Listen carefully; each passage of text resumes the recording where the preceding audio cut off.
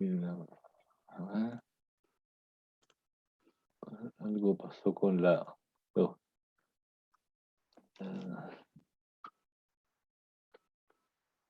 ahí está. Y está grabando. Bien. Vamos a tener como 2 o 3 breaks, algunas presentaciones son un poco más largas que otras. Y vamos a ir dejando en pausa cuando cambiemos. Y haremos unos breaks de 10, 15 minutos dependiendo del caso. Lo primero que quiero decirles es que, como ya hablamos de médula ósea, hablamos de hematopoiesis, algunos conceptos iniciales sobre hemograma, y también de glóbulos rojos y hemoglobina. Hoy día vamos a comenzar a hablar ya de patología.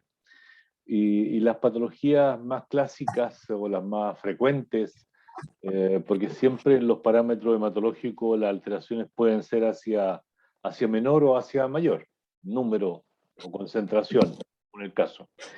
En este caso, las anemias se asocian con disminución de la cantidad de glóbulos rojos. Hay un micrófono abierto por ahí que puede alterar la grabación y que escuchen ustedes. Decía que la alteración más frecuente es, en el caso de glóbulos rojos, es hacia la disminución de hemoglobina, disminución de glóbulos rojos, disminución de hematocrito, que son elementos, parámetros que son colineales, es decir, si disminuye uno, disminuye el otro también. Salvo pequeños detalles, pero en términos generales ocurre así.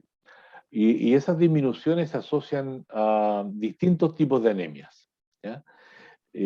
Primero vamos a definir, vamos a clasificar, vamos a hablar de qué se trata de un síndrome anémico, para luego ya entrar en tierra derecha sobre alguna anemia en particular.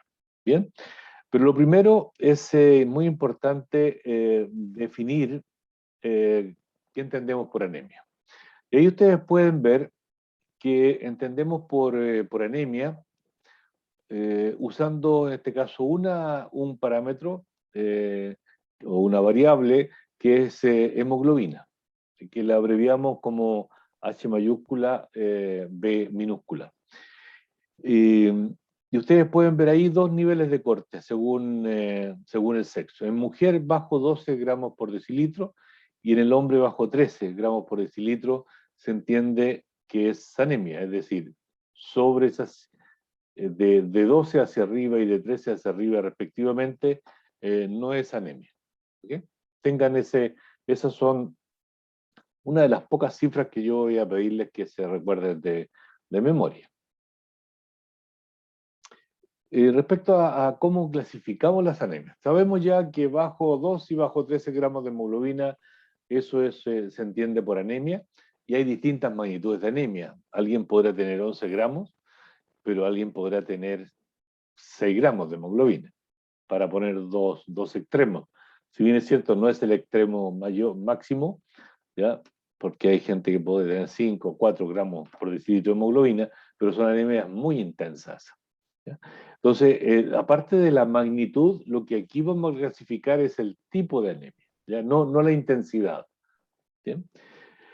Y entre las clasificaciones, vamos a hablar de una clasificación fisiopatológica y voy a mostrar la siguiente, luego vuelvo a la anterior, otra clasificación morfológica.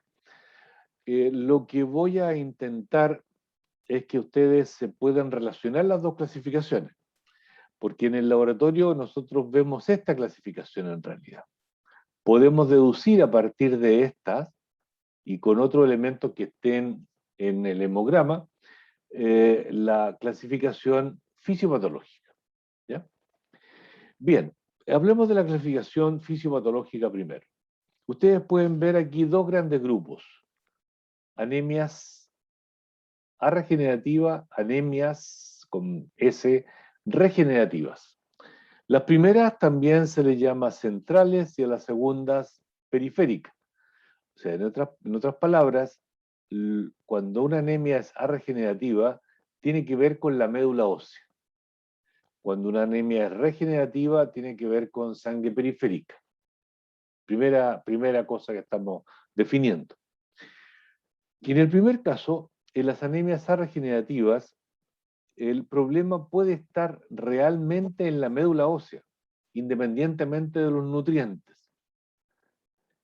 Pero por otro lado, si bien es cierto, se están formando menos glóbulos rojos a nivel central, a nivel de la médula ósea, y por lo tanto es A, el A de sin como prefijo, sin regeneración o disminución en la regeneración, en la producción de glóbulos rojos, el problema no, puede que no sea de la médula ósea propiamente tal, sino que la falta de nutrientes. Pero se clasifican aquí porque no hay formación o hay menor formación de glóbulos rojos. Y el déficit puede ser de algunas vitaminas como B12 o ácido fólico, que es vitamina B9, el ácido fólico, o bien un déficit de hierro que es más frecuente. ¿Bien? Por otro lado, la anemia puede no deberse a una causa en la propia médula ósea. Pero me faltó mencionar muy al pasar, por ahora, muy al pasar, que cuando la falla es de la médula ósea propiamente tal, independiente de nutrientes, ahí hay dos situaciones fundamentales. Una posibilidad es que se trate de una aplasia medular, es decir, la médula ósea no está formando células sanguíneas. Esa es una situación. Y en otro momento hablaremos de ello. Hay mecanismos de tipo inmune y también de tipo no inmune. Y por otro lado, podría tratarse de una infiltración, es decir, que la médula ósea está siendo infiltrada por células anormales. Desde el ámbito hematológico, lo más frecuente es que esté siendo infiltrada por células neoplásicas hematológicas, porque podrían ser células neoplásicas no hematológicas, sí, ¿ya?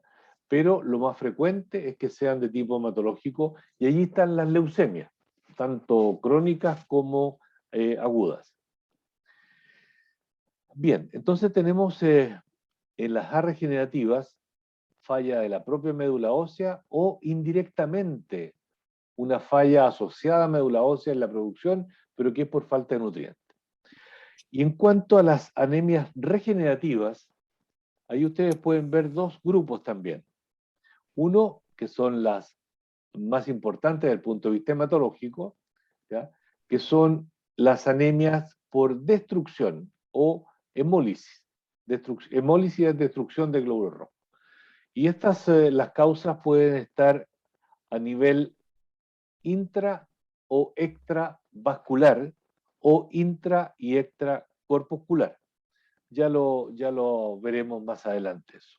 ¿Ya? Y también podría deberse a una pérdida. Hemorragias de tipo aguda entran en este grupo. ¿Ya? No las hemorragias crónicas, porque una hemorragia crónica a poco volumen de hemorragia, ¿ya? Se va a expresar finalmente como un déficit de hierro. ¿Ya? Por lo tanto, cuando hablamos de anemias regenerativas, por pérdida de sangre, por hemorragia, se refiere a hemorragia de tipo aguda. Y aquí está la otra clasificación, y que es una clasificación de tipo laboratorio, una clasificación morfológica, es una clasificación de lo que se observa en la sangre cuando yo les hablaba en una semana anterior, en un frotis sanguíneo, uno podría observar si los glóbulos rojos son de tamaño normal, pequeño tamaño respecto a lo normal, o más grandes que lo normal, es decir, macrocíticas, microcíticas o normocíticas. Ayuda a esta clasificación ciertos parámetros que se obtienen de los contadores celulares, y concretamente hay uno que ayuda mucho para esto, que es el llamado volumen corpuscular medio. ¿Ya? Perdón. Aquí se muestran algunos ejemplos de esta última clasificación, de clasificación morfológica. ¿ya? Macrocítica, microcítica y normocítica. Y ustedes pueden ver que en la clasificación de las anemias macrocíticas están aquí algunos ejemplos. No los voy a mencionar todos por ahora, pero vamos a ir avanzando a medida que avancemos en el desarrollo de las anemias, lo iremos desarrollando un poco más. Por ahora me quedo con un ejemplo de anemia clásicamente macrocítica. Es la anemia megaloblástica. ¿Bien? Estas otras macrocitosis no necesariamente son anemias, pero sí puede presentarse. Ya, lo dejo pasar por ahora. Anemias microcíticas. También voy a dejar un ejemplo. La anemia ferropriva, por falta de hierro. Tenemos entonces las macrocíticas, las megaloblásticas, que es por falta de vitamina B12 o ácido fólico, y en las microcíticas, ustedes pueden ver que hay dos anemias claramente contrapuestas desde el punto de vista morfológico, pero que ambas son por déficit nutricional. Falta de B12 o ácido fólico y falta de hierro, acá. Y en las anemias normocíticas, que son las más frecuentes, las anemias normocíticas son las más frecuentes, encontramos, no está planteado aquí en orden de frecuencia, está, y a propósito de lo que mencionábamos antes, y relacionándolo con la clasificación fisiopatológica, la anemia megaloblástica, ya habíamos dicho que habían anemias nutricionales, es una de ellas, y la anemia ferropriva también es una anemia de tipo nutricional y que son ambas regenerativas, sin tratamiento de por medio. Sin tratamiento de por medio. Hecho el diagnóstico, sin tratamiento de por medio, son regenerativas. Y hay un ejemplo de nutricional macrocítica y un ejemplo nutricional microcítica. Y ya les decía que las normocíticas son las más frecuentes en nuestro medio en estos tiempos. ¿Ya? Digo en estos tiempos porque muchos años, perdón, las anemias microcíticas por déficit de hierro ocupaban un porcentaje importante, pero en algún momento se empezó a suplementar el pan, la leche deshidratada, liofilizada, que también está suplementada con hierro, por lo tanto la déficit de hierro nutricional disminuyó. Y vuelvo a las anemias normocíticas.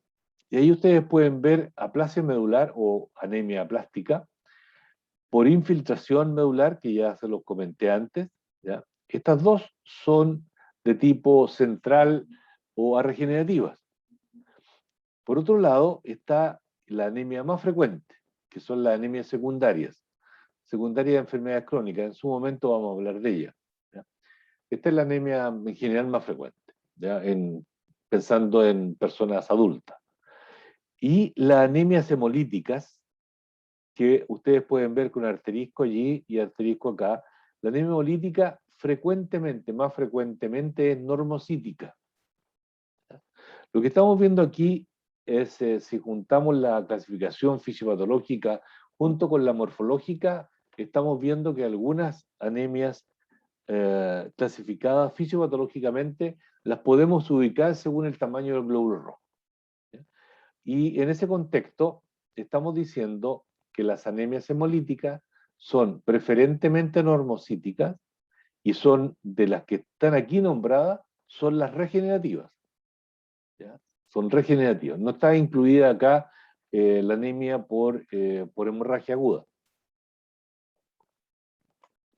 De todas las que están aquí mencionadas, entonces la única que es regenerativa es la anemia hemolítica. ¿Y por qué está planteado como macrocítica y normocítica?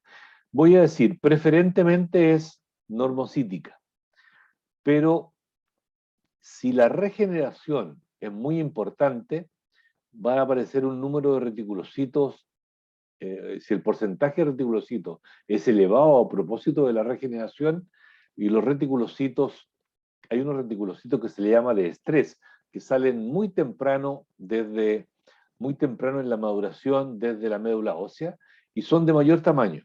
Por lo tanto, si el porcentaje de ellos es alto, de los reticulocitos, dentro del contexto de todos los glóbulos rojos, va a comportarse como una anemia macrocítica. Pero una anemia, para que aparezca así con estos reticulocitos de estrés, tiene que ser muy aguda, en muy poco tiempo provocarse, y eso es lo menos frecuente, la verdad. Las anemias hemolíticas son más frecuentes, son más bien de aparición más crónica, entre comillas, y algunas claramente son crónicas. Ya lo veremos más adelante. Por lo tanto, es más frecuente, en otras palabras, y resumo con esto, que las anemias hemolíticas sean normocíticas respecto a las que se comportan como macrocíticas. Cuando aparece una anemia, es decir, y vamos a exagerar un poquito el nivel de corte para imaginar que los mecanismos compensatorios van a funcionar. Porque si en lugar de 13 en hombre tenemos 12.9, y estoy exagerando la nota, y en lugar de 12 en la mujer tenemos 11.9, la verdad es que eso es prácticamente normal. Por lo tanto, difícilmente los mecanismos compensatorios reales van a empezar a funcionar. Pero si ponemos, como contraparte, ponemos una cifra que es significativamente inferior para cualquiera de los dos sexos, ponemos 8 gramos de hemoglobina, por ejemplo, eso claramente va a hacer funcionar los mecanismos compensatorios. ¿Y cuáles son los mecanismos compensatorios que existen? Perdón. Aquí los pueden ver ustedes. Hay algunos que son a nivel periférico y otros que son a nivel central. Y voy a mencionar primero los mecanismos centrales. Por una parte, el aumento de la eritropoiesis, es decir, hay disminución de glóbulos rojos en periferia y la médula ósea aumenta su eritropoiesis. Eso cuando no se trata de una anemia hemolítica regenerativa. Cuando se trata de una anemia hemolítica regenerativa, este mecanismo va a funcionar. ¿Ya? Pero si es de tipo regenerativo, ese mecanismo no va a estar funcional. Porque imagínense que se trate de una infiltración por parte de células leucémicas. Independientemente de que la anemia sea de 8 gramos, como la hemos definido, la médula ósea no va a producir más glóbulos rojos que lo que está produciendo porque la infiltración se lo impide. Por otro lado, otro mecanismo central, pero que no tiene que ver con la médula ósea, es el aumento del gasto cardíaco, es decir, la frecuencia cardíaca para llevar más sangre y en definitiva más glóbulos rojos y por lo tanto más hemoglobina a los tejidos, es el aumento de la frecuencia cardíaca. ¿Sí? Esos son mecanismos centrales. Mecanismos periféricos. Aquí ustedes pueden ver uno que es disminución de la afinidad de la hemoglobina por el oxígeno. Estos dos mecanismos los comentamos la vez pasada, pero no como mecanismos en esa oportunidad, sino que analizando la curva de saturación de oxígeno de la hemoglobina por parte de oxígeno. ¿Ya? Y hablamos de estos dos aspectos. Dijimos que el 2,3-DPG, cuando se une a la hemoglobina, en cada molécula en su parte central, disminuye la afinidad por el oxígeno. Y bueno, por lo tanto, en este caso, como mecanismo compensatorio, aumenta la concentración de 2,3-DPG para que la hemoglobina que está funcional libere el oxígeno más fácilmente en los tejidos. Y por otro lado, ocurre lo propio con la disminución del pH a nivel de los tejidos.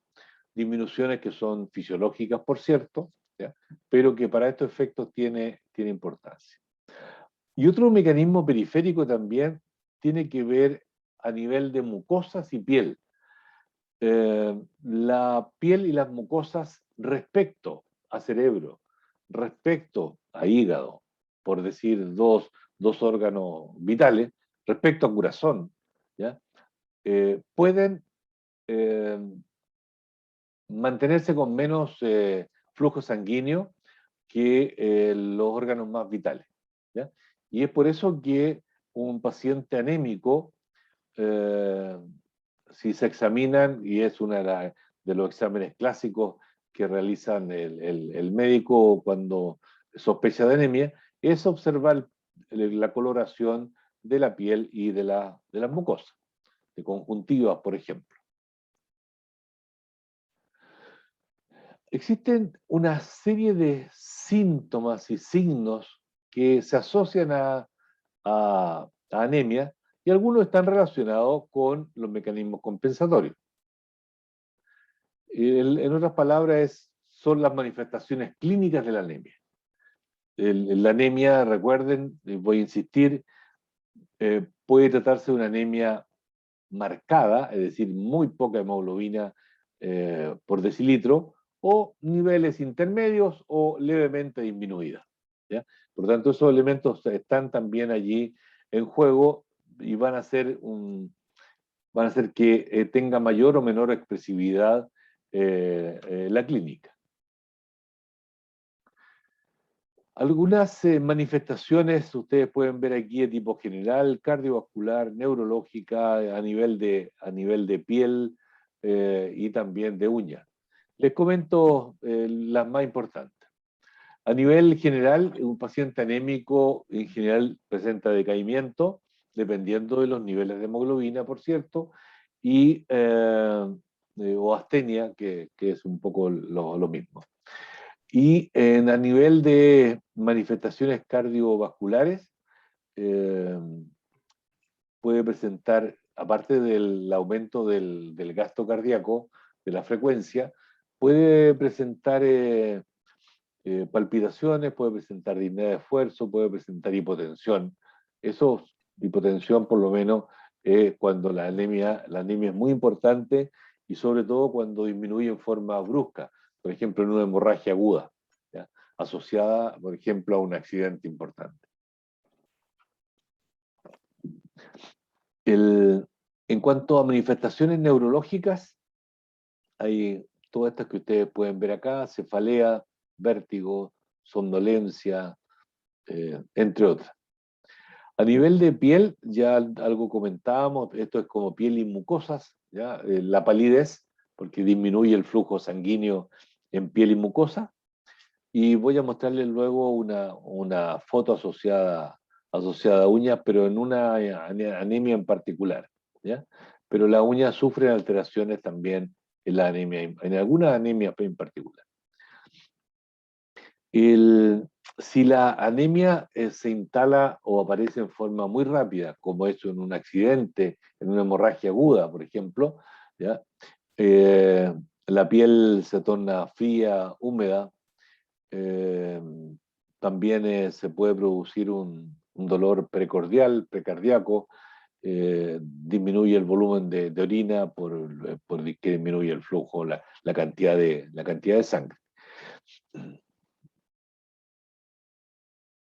Bien, vuelvo a una diapositiva que está por aquí. Esta clasificación y la fisiopatológica y la morfológica o citológica, es para quienes trabajamos en hematología, y siendo la presencia de anemia relativamente frecuente cuando se trabaja en un laboratorio de hematología, es muy importante conocer la anemia, el tipo de anemia, si es macrocítica, micro o normocítica, y de allí relacionarla con la posible causa. ¿Cuál puede ser la patogenia de la anemia? ¿Ya? Junto con el hemograma, pues, obviamente en algún momento vamos a ver que la importancia que tiene el recuento de reticulocitos, porque el recuento de reticulocitos es el que determina con un cierto valor si la anemia es de tipo regenerativa o arregenerativa. O sea, se separa inmediatamente en dos grupos. O sea, uno podría decir aquí, imagínense la anemia normocítica. Normocítica, pero regenerativa o arregenerativa. Hay otros elementos que a veces se suman para el análisis. Por ejemplo, podría ser que el mismo hemograma ya muestre que el paciente está con leucemia. Por lo tanto, lo asocia con esa patología. Hay ciertos hallazgos morfológicos y según la morfología y los antecedentes de edad y sexo del paciente, van a requerir para hacer diagnóstico de una anemia ferropriva o por anemia megaloblástica, como es este caso, de otros análisis, ¿ya?